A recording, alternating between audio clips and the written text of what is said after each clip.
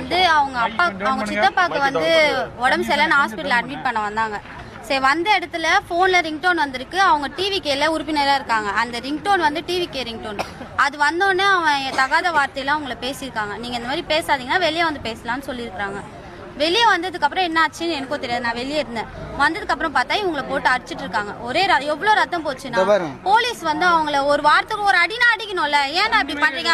அடிக்கணுமா? Accused அடிக்கணுமா? அடிக்கூடாது. அடிக்கணும்ல. ஒரு அடி கூட அவனுங்களை அடிக்கல. உள்ள நின்று எங்களை பார்த்து இதுவா சிரிக்கிறாங்க. கேலி பண்ணி சிரிக்கிறானுங்க. அச்சுதான் அவனுங்களுக்கு அவ்வளவு சிரிக்கிறாங்க. நீங்க ஏன் ரிங்டோன் வைப்பீங்கன்னு கேட்டு அடிக்கிறாங்க. எதுக்கு? நாங்க என்ன ரிங்டோன் வேணா இப்போ அது எங்க போன், நாங்க என்ன ரிங்டோன் வேணா இப்போ நீங்க எப்படி எங்களை கேட்கலாம்? நீங்க எப்படி எங்களை அடிக்கலாம்? நீங்க எப்படி எங்களை அடிக்கலாம்னு நான் கேக்குறேன். அதுவும் இல்லாம உள்ள நின்று சிரிக்கிறான். அவன் இந்த ஹாஸ்பிட்டல்ல ஸ்டாஃபா இருக்கானா.